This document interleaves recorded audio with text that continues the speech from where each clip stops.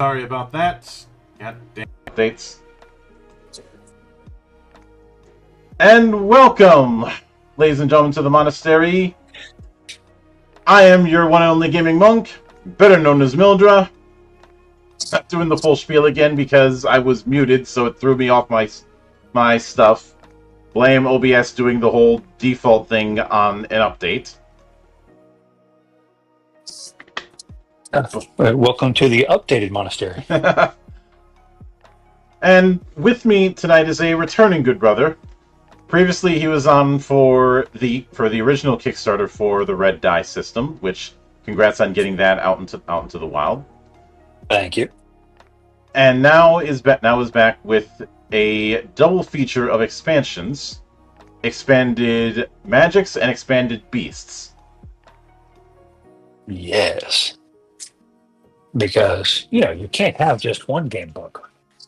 No. That's like saying that you already have enough dice. Oh, certainly I have enough dice. Oh, wait, what's this shiny thing over here? Yeah. Mm-hmm. Oh. Of course. So I was really excited to thank you for having me back, by the way. Mm-hmm. Glad to be here. And pretty much as anyone who plays around with designing games, you might know a little something about that yourself. Yeah, Hmm. the ideas never really stop No. coming. Even while I was doing the Kickstarter for the Red Dice system, I already knew I wanted to add to these two particular areas of the game. So I didn't have the books written yet, but the ideas were already flowing Hmm. even before the first book was out. Yeah. And it's one of those things that you can't just turn off. But I suppose I'd have to ask about the chicken and egg since we've got two of them. Was it a case where you started working on one and then you end up working on the other, or were they developed around the same amount, around the same time frame? But more around the same time, because I knew when I did the first book that I wanted to have a core book out there that was fully playable, fully usable. But as anyone knows, you want to have more magic styles. You want to have more monsters to throw at your players. It's just those things that we like to see in our games. Hmm. So I already knew when I wrote the first book that I wanted to expand both of those areas. It definitely wasn't one first and then the other. Hmm. And since the first game doesn't have a defined setting, it uses it it gave 9 settings to the players that range from medieval high fantasy up to modern day with no magic, Hmm. because the red dice system can be used really in just about any genre. So with each of these two new books, each of them have another setting as well. So not only are you expanding your monsters and your magics, but there's also just new playgrounds to go run games in. Hmm. And I believe when it comes to the magic end of things, one of the first things that you put front and center is adding rules for summoning. Absolutely. Ah. So on that, in the original game, you really just had kind of, for lack of a better term, wizard magic and cleric magic. So you had your basic spellcaster, your two basic magic classes, Hmm. which is good to get up and running, but neither of those are summoner classes. So when I added new ones, I knew that I wanted to add things that were able to bring other things into the field, such as druids or necromancers or sorcerers. Are the Hmm. So 3 of the 4 magic talents that we're adding are able to summon, and summoning is just by its nature more complex than other spells in the game. Hmm. So rather than trying to spell it out each time for each of these new classes, let's just start with, here's your rules for how to summon something. Hmm. And what I wanted to do with that is leave it kind of more free form for the players. Yes, there's rules around it and this is how it works, but I wanted them to be able to say, hey, I want to create this creature and these are the abilities that it has. And so leave it more, just allow it to be more creative than try to nail down every single aspect of it. And so that's what that summoning system does at the beginning. Hmm. And then each of the magic styles use it a little differently. Druids, of course, will only summon plants and animals. Necromancers really only going to summon skeletons or bone homunculi, which are like amalgamations of bones. But the thing with necromancers is their summons, um, they don't cost as much spirit, which is like the mana point system in the game. Hmm. They don't cost as much spirit to bring in, so they some of their individual skeletons may be weaker, but they'll be able to get more of them out in play. So summoner is your class if you want to just get more summons out there on the playing field and just have fun with them. Yeah. And one of the tricky things when doing summoning, and I speak from personal experience on this, is trying to make sure that a summon is not just a gimped version of a full character sheet, which is a bit of a bad habit among some.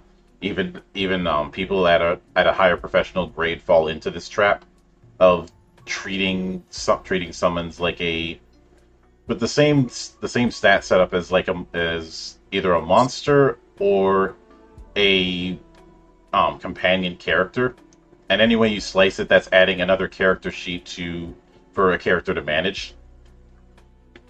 Right, and it is that to an extent. It is much simpler than a character. A character is going to have a full slew of your stats, strength, Hmm. dexterity, things like that. Whereas monsters just have a difficulty rating. So in red die system, um, monsters don't have the full stats. It's just it's it is a diver a I roll my die and the GM rolls their die, and higher roll wins. So Hmm. that's the base core of the system. And so any monster is going to have a difficulty, which is just what die do they roll. And so summons are going to be that way also. Here's their hit points, here's their difficulty die, but it's up to the player to set that. The more SP you put into a summon, the more health and the higher difficulty it'll have. So yeah, you can get a really powerful summon out there, but it's going to take most of your SP for the day. Hmm. So it is an intentionally hefty cost because you put a powerful creature out there. That's going to sway a combat a good bit. Hmm. So I wanted the SP cost to reflect that. It is a lot more than just casting, say, a single attack spell. Yeah, and And as for, is it like another character or creature? Yes, in that it has a difficulty in HP, hmm but then you also get to basically, when you're summoning, you give it a natural ability based on its form. Like, say, a flying creature can fly, a squirrel can climb without needing a check, things like that. Something that's natural to its form. If it's a big animal, maybe it just hits harder. Its natural ability might just be +1 damage, hmm and then you can give it a one-player skill, so something it's good at because of its form. hmm So it does have a few abilities, but I definitely did not want to give it a full character sheet, which just gets too complex and too unwieldy too quickly. But I did want to give it just a few abilities so that it does have its own flavor and it's not just a dice and a pool of hit points. Yeah, yeah, I can certainly get that. And obviously the magic talents that have been added are more focused on representing different styles of caster. Uh, Correct. It's oh, sorry. What was your question? Go ahead. so I think I think within this, what pro- it's an interesting set of names, and what prompted you to um use things like Dree for the equivalent of Druid? Uh, That's something that started in Red Die. Before I called them Wizard and Cleric, they weren't really Wizard and Cleric. They were just magical. Um, they were the names of the magical talent, which in the original Red Die system was Arcanum and Bulwark. So Arcanum for what then became known as Wizard Magic, and Bulwark is more like what you think of as Cleric. mhm. And so it's just kind of a holdover from that, where each one has their own name. And now, if I had to do all over again, yeah, I might have just called it Wizard and Cleric and Druid. It's but since I started it with the first book, I just kept it going with these. I do like. Glad you mentioned the Dri. That's Gaelic, and of course, people listening, you won't see it spelled, but that's Droithe. Where because Gaelic, of course, is just spelled funny. That's pronounced Dri. Yeah. Yep. I covered Legends of Avalon about a week ago on this channel, and we made a note of it in advance. There's going to be a lot of Gaelic in this, and we are going to be horrible at pronouncing all of it. So if anyone's mad at us, leave a comment in the VOD, but leave it in Gaelic. Exactly. So where I came up with that one was I was really just doing a search for what I want this talent to be called, and I came across this is Google research, of course, so Mhm. it's very in depth. The I came across the real world word for Irish, Irish or rather Gaelic, uh, DROI, which is pronounced D, Mhm. and that is the Irish word for wizard or druid, and Driha, Droithe, is the plural of Dri. So I just thought, you know what? If I can use a real world Irish Gaelic term as the name for the druid talent, that's just fitting. Mhm. So that's how that made it in the book. The other ones have more normal terms, like mortem for necromancer and sorcerer is infernum, so use infernal magic. So Mhm. Yeah, I can certainly get that. Uh, Plus, it helps establish an identity beyond a spell list, which is something of a bad habit among some. yep. And we do have the spell lists, of course, but one of the things about the Red Knight system is the I've always been kind of a fan of the open magic system. So rather than here's your hard and fast spell list and this is Hmm. all you can cast, I want to leave it open to players' imaginations. If you can come up with something, and it is the system does define it as it has to be a small magic. I mean, you're not going to be ripping all the atmosphere off the planet and killing everybody. That might be a little too large for you. But as long as the GM says you can cast it, then sure, you can cast it. So we do want to leave that flexibility and openness to the players. But at the same time, each magic talent does come with its own spell list because not everybody's going to be that great at just inventing spells. And it also gives you a nice list for uh, here are some things I know I can do. They're written into the game. So Hmm. can I do other things and can I invent other things? Sure, but I have this core set of abilities that I know I've got access to. Yeah. So we wanted to do that for each of the talents. It kind of gives everybody a jump start. And I do appreciate that you put in optional rules for demon summoning and chaos when it comes to Infernum, since a and obviously Infernum is meant to be analogous to, say, the Warlock, but this is this ends up addressing something that's kind of been a minor pet peeve with how the Warlock is used in the most litigious fantasy role playing game, as I've called it. The description of it talks about the Warlock being this type of caster that people treat with trepidation because they are playing with literal and figurative fire by making a deal with powers they don't fully comprehend. But that never really comes into play in the actual game except by GM fiat. Right. So it hints that it exists, but then it never actually exists. Hmm. And so what we do here is first off you have the abyssal plane, which is where infernal beings live, or the abyssals, or what people might call demons. Hmm. It's not a realm of fire. It's not hell. It's just a realm of chaos. Hmm. And so, but yes, the entities there would be what we would call demons. And I did make clear there's like a call out box, and when you're talking about summoning these creatures, is this isn't your normal summoning of demons where you have to have a pentagram and there's this automatic contest of wills and the demon you're summoning wants to destroy the summoner. It's not any of that. It's yes, these are entities of chaos, but when you cast a summoning spell, you're not summoning an individual demon by name. It's you're putting a spell out there, and some creature from the abyss can choose to answer it. So Hmm. it's not an automatic contest of wills. It's just you you just happen to be pulling out a live creature. Now the difference here and what makes these things more interesting and also more dangerous is when a necromancer or a druid summons a creature in this game, it's a magical construct. It doesn't really have a life and a mind of its own.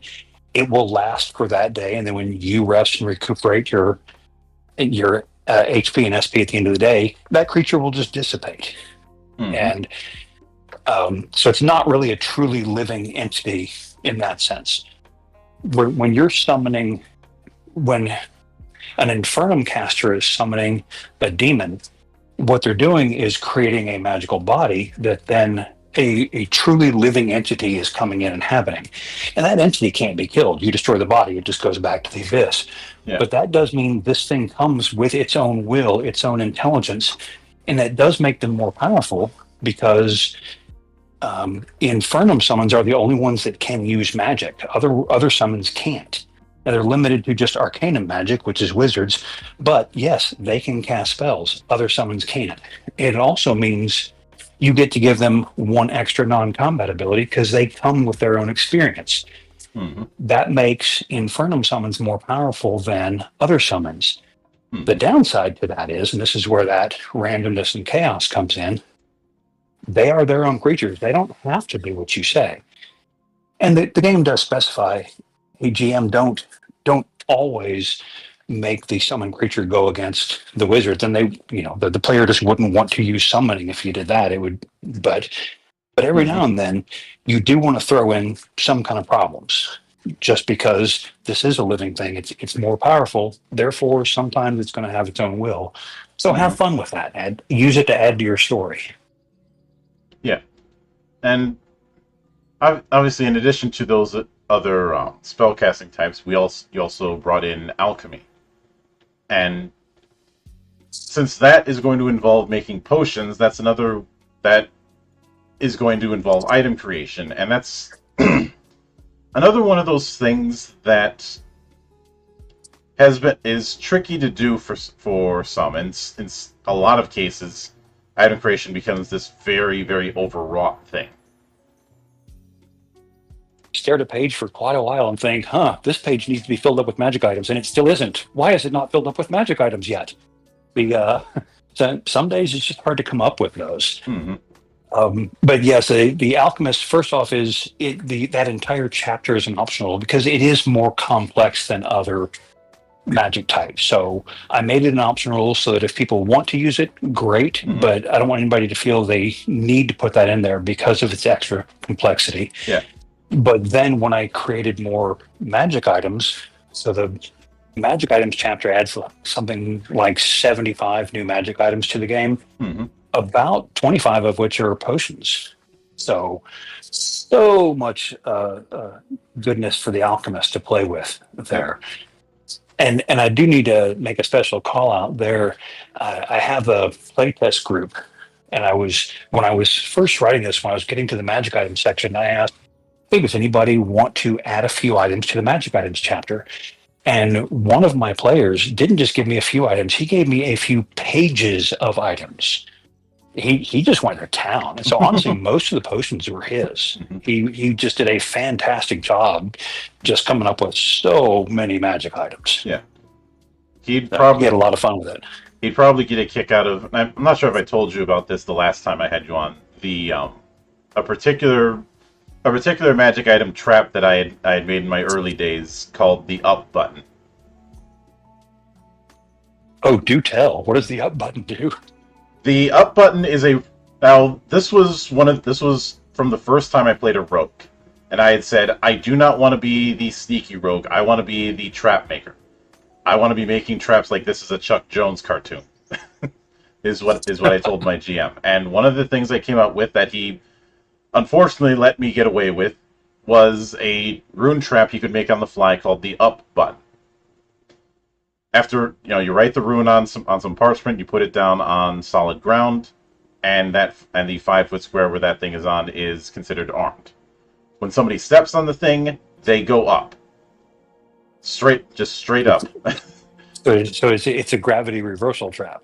Yeah, technically speaking, they're treated as casting fly on themselves, going 40 miles an hour for 6 seconds.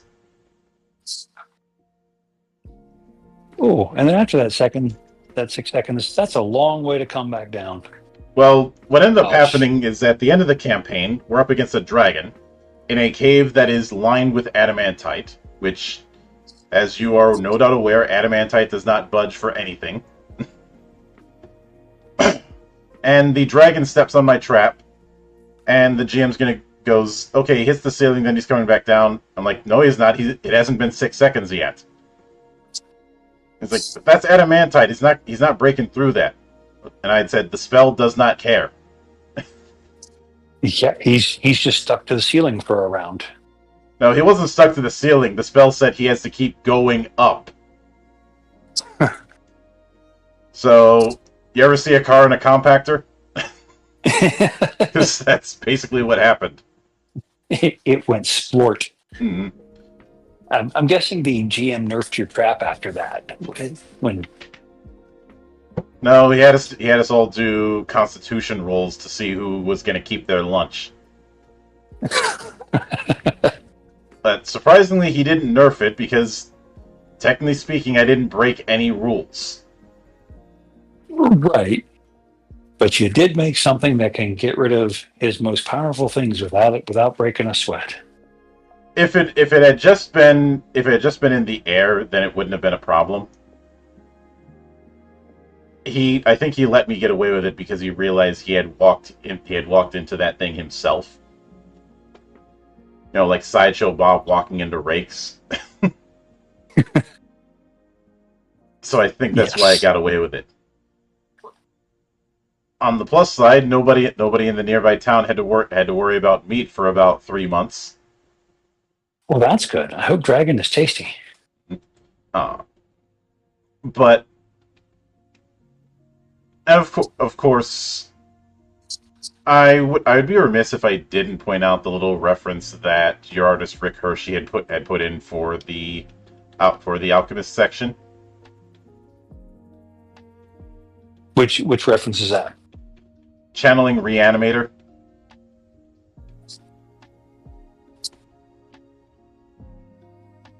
I am not familiar with that. That is surprising. I would have figured you would know about that movie. I'll have to look that one up. Mm-hmm. But a mad scientist with a vial of green stuff. How could I not think of Reanimator looking at that? Well, sure, because absolutely, and that's exactly what I would.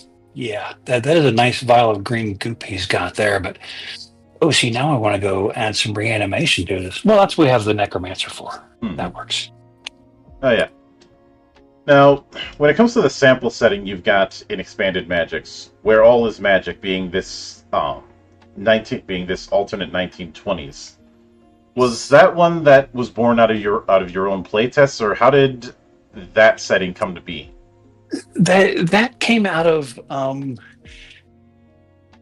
wouldn't say a miss or a hole from the first book, but more an era that didn't get any love in the first book. I had modern, I had Victorian and Western, so I had all these other eras, but I didn't have any early 1900s settings in the first book, and so I knew I wanted something where you could do the good Tommy guns and mobsters and prohibition. I wanted to have that kind of play area, but rather than try to do it in a real world setting, I put it in the magic book. And so in a book that's all about magic and adding magic to your game, I put it in a 1920s setting with fantasy races, and everybody has a magic talent. Everybody's just born with magic. In this setting, you can't actually learn magic like you can in other RDS settings. You're born with one, and then you can't learn any others. But that does mean that everybody you meet, or just about everybody you meet, is a mage.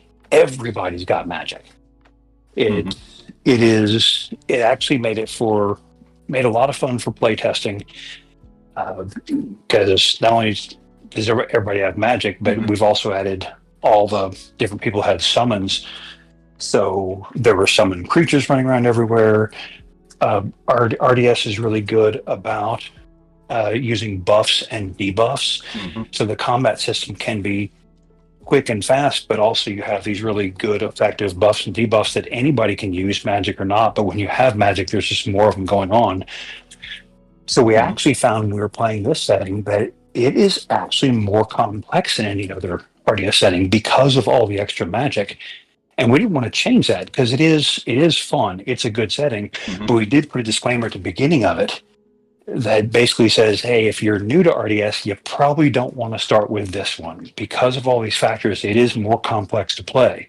It's a lot of fun. Once you're used to it, sure, come back here, but yeah, don't start here. Yeah. And since it's leaning into the 1920s, it's inevitable that somebody's going to want to have a Tommy gun as a weapon of choice. But oh, heck yeah. I would be curious to pick your brain on how you would emulate the fact that Tommy guns were kind of a jam machine back in their day. I didn't worry so much about jamming. It's more about, for me, it was more about how many bullets they can get out too quickly. How do you not make them overpowered? But one of the nice things about this being a minimalist system is it's okay if things don't fit reality, because in a minimalist system, you're not trying to realistically emulate everything.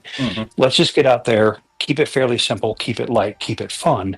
So Tommy guns are really just treated like any other ranged weapon, but I do have like a call out box in there that says, hey, if you want to emulate the fact that they can shoot out a lot more bullets, you might actually allow them to get 2 attacks per round for a couple of rounds. But then after 2 rounds of doing that, you have to spend your 3rd round basically unloading the magazine, reloading the magazine, and that's your entire turn. And you've got a -2 defense during that round because you're busy reloading. So you get this extra attack power for a couple rounds and then a reduced defense power while you're reloading. But that is just an optional rule. You can't just treat them like a regular ranged weapon and just not worry about it. But I did want to put something in there for those people who wanted that flavor of the Tommy gun to have fun with. Yeah, I can certainly get that, because I mean, you've got an image of it on the book. It's gonna come up. Well, yeah. And I was going to say, and I do mention him in there because you've got to have your whole. I made sure to bring in the whole thing. It's not just Tommy guns, but Prohibition, and because of Prohibition, the mob is more powerful, and so you've got the Lyrams. Lyram is the name of the country. Lyram's Marshal Service. So this is a really good setting if you want to tell stories like Elliot Ness versus Al Capone, which is actually more in the 30s in our world. But the book also says, you know what, the main thing is to get the basic flavor of the 20s. If you want to put in something from our world that was 30s or 40s, that's okay. Lyram is not exactly our world. It doesn't have to exactly fit in this exact decade. It's, as long as you're getting the basic flavor of the time, that's what's important. Yeah. And when it comes to when it came to that War and Peace section that you had about maybe doing a alternate take, like emulating Nazi-occupied France in the 40s. Yes, I could see the potential of going one step further and asking, what if World War I happened to have magic? that would make for some very interesting storytelling. But that kind of thing is exactly why I wanted to put that section in there. So basically, you're playing Lyram in a time of peace, but it doesn't have to be. If you want to play it during a time of war, you can get some completely different types of stories in there. And so I threw that mention in there because what's important, again, is the time period, the types of stories you tell in that time period. I want to leave that open to people at their own tables. Which is fair. It's just whenever it comes to the idea of magic being a part of everyday life, I often think about how that would impact other aspects, and that includes things like warfare. It would, and I didn't think about the warfare aspect, but you're absolutely right. That would have a massive impact. But I kind of went the other way with it. It was more look at the minimalist stuff. Because everybody's a magician, that means everybody can cast cantrips, which means most rooms aren't going to have light switches. You want the lights on or off, that's a cantrip. So just the normal daily just the small daily things that you do with magic because everybody has magic is just part of normal life here. And we say that everybody has magic, but really the way the system is written, you have about 1 out of every 12 people are actually born without magic in this system, and they're kind of looked down on. They're considered a subclass. Mm-hmm. Um, and it's very clear that in the system that you don't have to have those in your game if you don't want. But if you want to tell some stories of social inequality and people striving for equal rights, it puts that a class of people in there that you can tell these stories with. Mm-hmm. But I was also very clear that hey, we understand that those kind of stories can also be a trigger for some people, and if you don't want that at your table, then leave this out. We absolutely want our play spaces to be safe spaces where people can have fun. And if that kind of story is going to make people uncomfortable, leave it out. But if you want it, it's there. Yeah. Now, with that in mind, I will admit a big reason that I brought up World War One is because a lot of stuff that was born into the film noir subgenre was really built off the back of a whole generation coming back after World War One and seeing, well, not to abuse the meme, man-made horrors beyond my comprehension. Right. And which is where you get the pulp era during the war, the noir era after the war. Yes. Mm-hmm. Which is why you have a lot of noir detectives who have that attitude of I've seen some shit. Yes. Mm-hmm. And which is also why I actually have a pulp and noir section in there where you can use those ideas to flavor your games if you want. And I actually had to do some looking up on that. I'd heard of pulp games, noir games. I was familiar with them, and of course the movies and styles. I wasn't clear on the distinction between the two, mm-hmm. And it never had been. So I actually had to look it up in order to write that section for this book. And while a lot of pulp and noir can be different, people define it different ways. Kind of the definition that I heard that I liked and used for this book was. Pulp is very black and white. Good guys are good, bad guys are bad. Good triumphs over bad. Noir lives in the shades of gray. No one is a shining hero. Everyone has darkness within. The heroes are those who stand up and do what's right despite their darkness. So in our world of pulp, heroes were an extension of a culture that feels they're powerful, and they come with a cultural identity of growth and power. Noir, by contrast, were stories grown from post-war cynicism, like you said. So I like that distinction between the two. Mm-hmm. And it's fine if some people define your pulp and noir differently.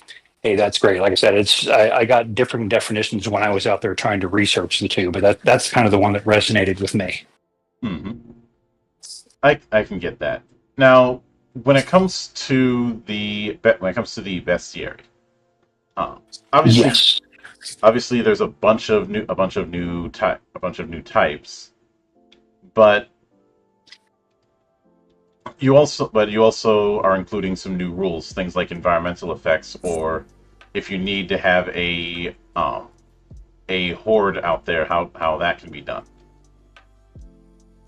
Correct. It is one of the things I wanted to do is not just give a bunch of monsters, which is nice, of course. I mean, that's if you're picking up a bestiary, that's what you want. Mm-hmm. I also wanted to give the GM some more tools to play with. So environmental effects are things like imagine having a trait for a certain area, like this area is blighted or this area is unstable, mm-hmm. or a dense fog that distorts sound. And so each one comes with some simple rules, and those rules can be scaled based on, for a number of them, basically how potent is the area, really based on how small or large it is. So you might, if you just have a single room, the poison fog in that room might be more potent. If it's a whole forest, it's going to be weaker. You're going to be in there longer. But I wanted these tags to be able to use really on any size scale the GM wants. Just a quick and easy way to actually make the environment feel more alive isn't quite the right word, but feel more impactful. Mm-hmm. And then below that you get enemy tags where you get things like amphibious or elemental or frail or old or young. Mm-hmm. These are basically, sure, you've got a book full of monsters, but not every monster is the same, just like not every person's the same. So that there's a couple of pages of enemy tags in there that gives the GM a quick and easy way to say, hey, here's a young monster, what does that do? Here's an old monster, what does that do? And just apply these tags to monsters to make various. Basically, it's a toolkit that makes it easier for you to change up your monsters to fit your story. Yeah. Which I can certainly get. I mean, Lord knows I've had instances where where a game focused on one particular type of elemental, for instance, so I had to do some substitution, or in some cases had to make spells out of whole cloth because certain games do not give as much representation as I would like to, say, ice effects. Right. I Like can see that. you Yeah. might get frost ray or a control weather based effect, and that's it.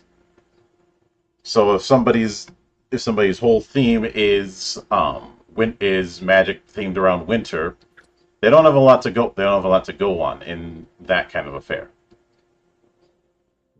Which is actually one of the things I do like about RDS is all these magic talents we've been talking about, Mm-hmm. the Arcanum or Bulwark or Mortem, that doesn't actually tell what your magic damage is or what your magic style is. You actually pick a magic style separately. So you could be a lightning mage or a fire mage, or basically you pick the way your spells look and the type of damage it does Mm-hmm. when you take a magic talent. So you could be a happy rainbow necromancer if that's what you want your magic style to be. And who wouldn't want to be a happy rainbow necromancer? Let's face it, those are fantastic. Mm-hmm. But you can I like the fact that the magic style and the magic talent are different so that people can play an ice mage or a lightning mage. Those aren't magic talents that you pick. Those are flavors that can apply to any talent. Mm-hmm. Pretty much, and it also means somebody can be a paladin that doesn't have to be all about do you see the light? Right. Your paladin can be a lightning mage Mm-hmm. or a dark shadow paladin. Yeah. That would actually be kind of fun to play. Mm-hmm. So now one of the other things to note that I wanted to note within the expanded beast is that it also has its own sample setting. In this case, Nihilus. Nihilus. Correct. Which, would it be fair of me to say that Nihilus is not far removed from, say, Alien or Event Horizon or even video games like Dead Space? It's in that kind of ballpark. It is an early science fiction, early in terms of we're not exploring the whole galaxy yet. We've achieved just enough space travel to make it to our very first system outside of Earth that has a habitable planet. So this is the first extraterrestrial planet that we have populated, and that's where you're playing. And I did have fun tying this together with in the core RDS book. There's one of the game worlds is called the Unbound Void, which is very much Star Trek like. You go out there, you explore the galaxy. There's different galactic civilizations out there, but that's way in the future. Well, in this one, in Nihilus, I actually say that this is the same story universe as the Unbound Void, but hundreds of years before. Mm-hmm. So we don't have faster than light travel yet. In fact, Nihilus is 6 light years from Earth, and it takes 9 years to travel here in suspended animation because we can't travel faster than light yet. So in that case, it is very much like Aliens in that suspended animation, years of travel, that kind of thing. But I enjoy the fact that it's tied to the Unbound Void, so you can use alien races and ideas and concepts from that future setting, because you already know what's out there in the universe. It's already been defined in this other setting. Mm-hmm. Humanity hasn't encountered those things yet, but it's the same story world. Yeah, I can certainly get that. And so Nihilus was actually a setting written by a gentleman named Kurt Peterson. He's actually we play test games together. So he was one of the original testers of Red Dice System. I've tested a number of his games. He actually, you can find him on Squid Head Games on Itch. I know, yeah, I think it's on Itch. Mm-hmm. And he does micro games, just really good games in 2 or 4 pages. So he doesn't do the books of games. He's a micro RPG designer. And so he actually designed the original version of Nihilus for one of his micro games. But it was a micro game that very much grew out of concepts from the Red Dice System.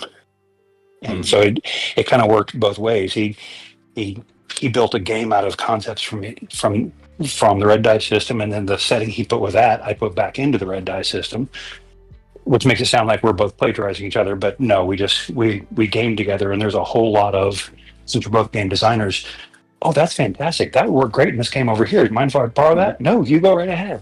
There's a lot of that going on back and forth. Oh yeah.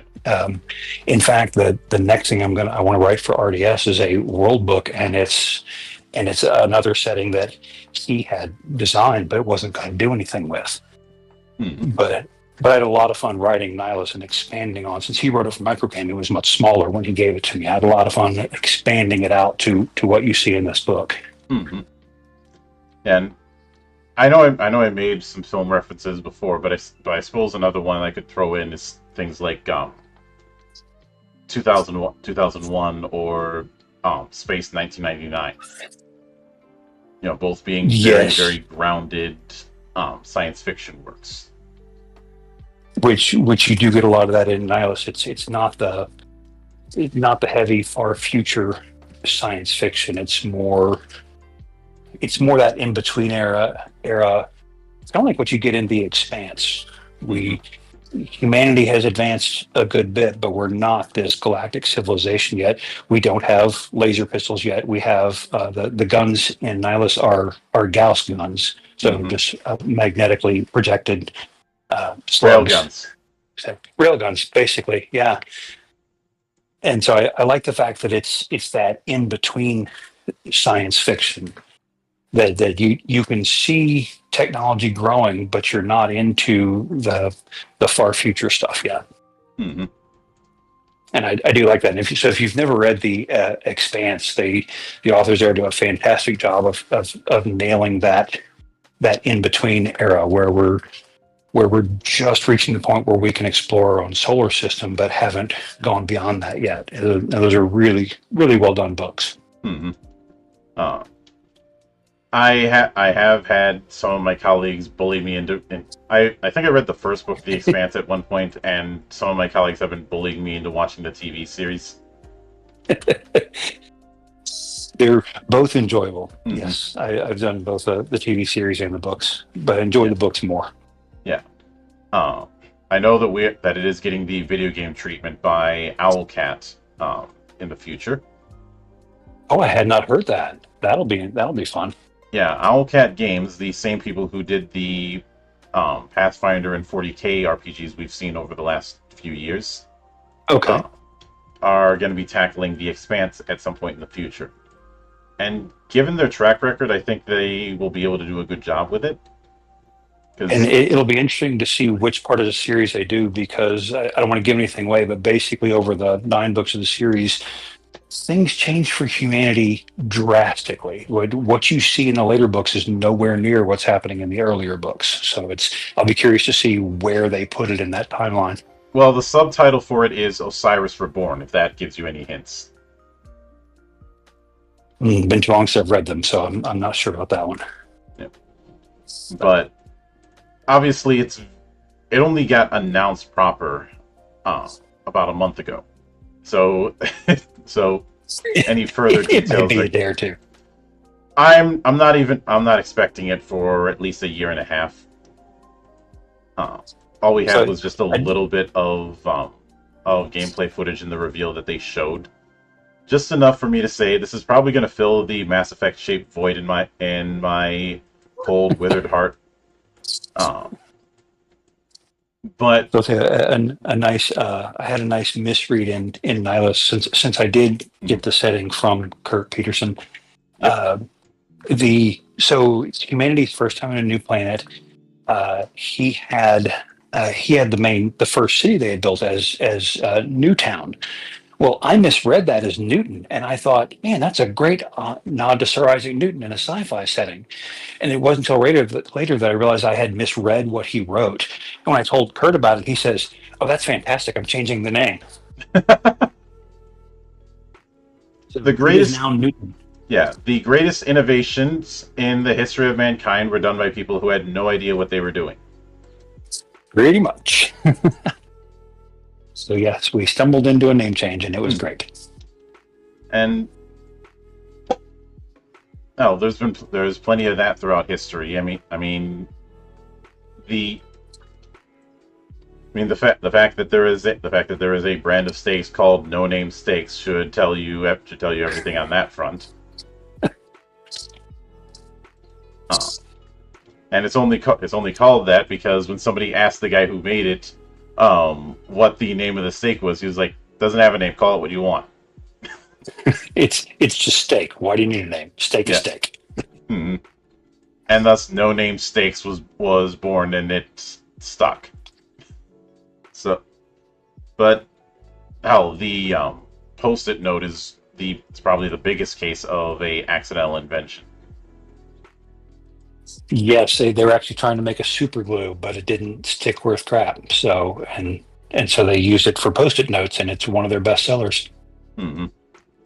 Uh, all because somebody needed something to quickly reference what page in the hymn book he was going to be looking at. Yes. Uh, which, you know how it is. You've got maybe 3 seconds to open the book to a specific page before they start singing. Right. Uh, So so the one of the things I did like in the Nihilist setting mhm, is it mentions Captain Martina Salazar, mhm, who's basically your characters don't. Yes, we discovered a new world. There's a new city. Hey, you're not there. Your characters are explorers on a planet in that same system, so you're really the only people there. You're a couple of days space shuttle away from the main planet, so you get to explore an unknown planet, mhm. and that's where you find yourself in this setting. But I do like some of the mentions in there. Um, the air is breathable but not good for us, so it smells kind of like cinnamon. Well, one of the characters, I actually want to read you this from the. Its long-term exposure to this air would be short-term can cause hallucinations. Long-term would be things like emphysema. Really not good for us. You wear breathing masks when you're outside. But Captain Martina was originally from a small village outside Mexico City. She left Earth after raiders destroyed her village to steal the few meager resources they had. They killed everyone she loved. She's been in the Nihilist system for more than a decade and does not plan on ever returning to Earth. She allows herself a few minutes each day outside in the cinnamon scented atmosphere without a protective breathing mask. Every day, she takes her morning coffee outside, where the combined smells of coffee and the Nihilist sea air bring back bittersweet memories of love and laughter in her grandparents' kitchen, Mhm. which always smelled of coffee and cinnamon. She sips her coffee in silence, frequently with tears on her cheeks. Paula, the base robot, once asked the captain why she exposes herself to the dangerous atmosphere like that every day. Captain Martinez said, "With the memories I carry, I can either face each morning with coffee and tears, or I can face each evening with a new bottle of alcohol. I think I've chosen the less destructive option." So Yep. that's just a single page call out box talking Mhm. about the captain of your. Oh yeah. So I like that kind of personal touch in a setting like this. Yeah, and with that in mind, uh, Was there anything in either Expanded Magics or Expanded Beasts that you had considered putting in, but ended up pulling away because either it's better served elsewhere, or it just didn't fit? Not so much didn't fit. It's more, as you're well aware, when you play test, some things just don't work, or they're underpowered, they're overpowered, they just don't feel right. So it wasn't things that we pulled out because they didn't fit. It was more, I thought that was going to be fun, and it just wasn't. So it was more those play testing changes. Hmm. That I can certainly get. Right, and so, some of which were a lot of them were really around summoned creatures at first. It was trying to get the balance of those right because yeah, having a whole other creature that can fight with you in combat that's very powerful. So Hmm. how do you limit that power? And it took us a while to tweak that correctly. And the main limiter is just the summoning cost. Yes, they're powerful, but if you've only got 12 SP to use for the day and this summoned creature costs 8 or 10 of them, that's most of your mana for the day. But that's reflective of how powerful that creature is to have at your side. Hmm. So high SP cost, kind of low HP, so they can get knocked out of without being. It was tweaking all those kinds of things that took the most time. Yeah, especially in doing so while still keeping the same simplicity that's at the core of RDS. Exactly. Yeah.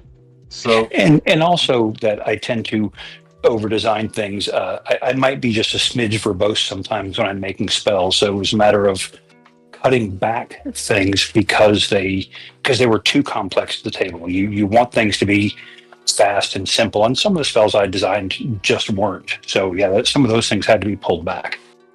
Hmm. And with that in mind, what are you shooting for as far as a release window for the two books? Not a hard Oh, date, but a ballpark of sorts. oh, I have a hard date. The Kickstarter actually ends next week. The Hmm. books are already complete. They've already been through layout. They're just like I did with the first book. I didn't actually go to the Kickstarter. A lot of Kickstarters are people trying to get funding to make the game. In Hmm. this case, the game's done. Since I'm doing this as a hobby rather than as a job, I'm paying for it out of my own pocket, which means I have paid the layout artist. I paid for all the art that's in the book. And then the Kickstarter is to help recoup some of that money so that I can continue making stuff for the RDS line.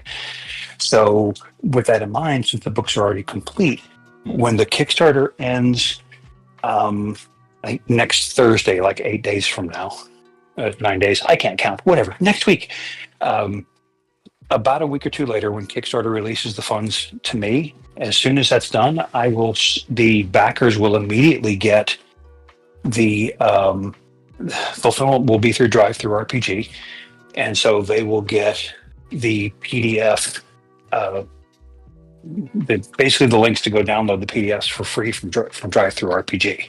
Hmm. So that'll be a week or two after the campaign ends. Then, uh, even though the books have already been fully edited, a few things always slip through the cracks. You know how that goes. Oh yeah. So I'm gonna basically open up a Google form for a few weeks. So if people find errors, they can send them in, and that way we can catch those before the book gets printed. And so we'll leave that open for a couple of weeks. So probably about a month after the campaign, lock that down, make those last few edits, and then send backers links to get the physical books printed.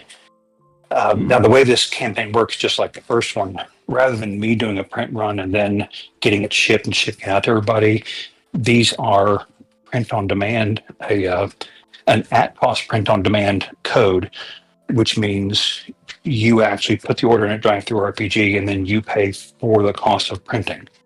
And Hmm. that sounds odd if people haven't done that before. That you mean I'm paying for the Kickstarter and then also paying to have the book printed? Well, yes, but we do make sure to very carefully set the prices Hmm. because when you're paying for the printing at Drive Through RPG, you're only paying for the cost of printing. Nobody's making any profit. the price of the Kickstarter plus the price of the printing is actually less than you will pay once the books go live on Drive-Thru RPG. So we do make sure that if you're backing the Kickstarter, you are going to save a couple of bucks. Oh yeah, I can certainly get that. I can certainly get that, and I'll be looking forward to seeing how things develop on that front. But Yep. And luckily, we've been through this once before, since this is exactly how we did the first RDS book. It actually all went fairly smoothly, and obviously things can creep in. But I made sure to set the Kickstarter delivery dates far enough out that even if there is a hiccup somewhere along the way, I built in some pad times. Hopefully, people will get their books before the Kickstarter delivery dates say. Mm-hmm. Yeah. But with that said, I do want to sincerely thank you once again for taking the time out of your schedule to come all the way to my monastery. Well, thank you for having me. I enjoy coming. And anytime you see fit to return, the door is always open.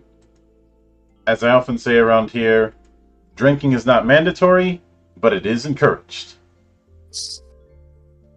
I have my bourbon right here. And of course, thank you for having me back. A sincere thanks goes out to everyone who took the time out of their schedule to come onto the show and enjoy the madness. And there'll be plenty more where that came from, as there always is here, on the open bar of the internet. But until then, on behalf of the good brothers present and not present, my name is Mildra. I am your gaming monk. Stay fucking frosty, everybody. Hãy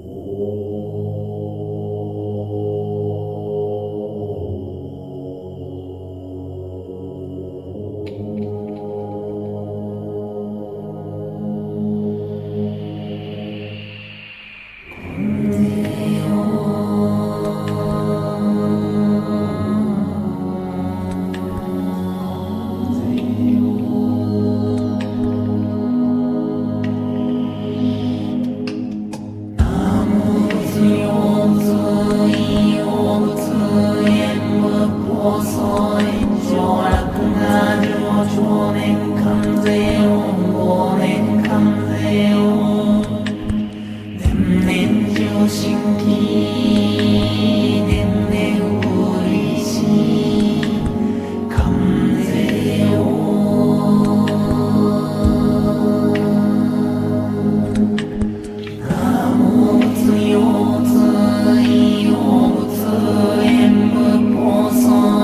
cho kênh Ghiền Mì Gõ để không bỏ lỡ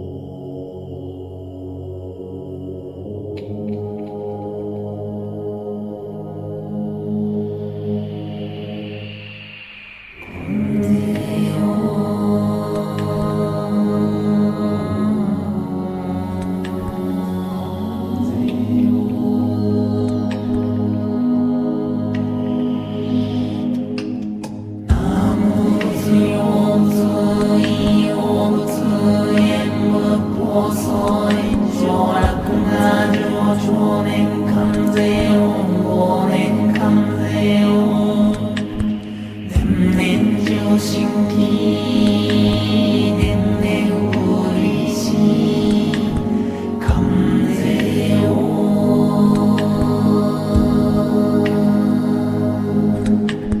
多物物用物異用物演武法損上落が上長年関税を忘年関税を年々上新規年々不利し関税を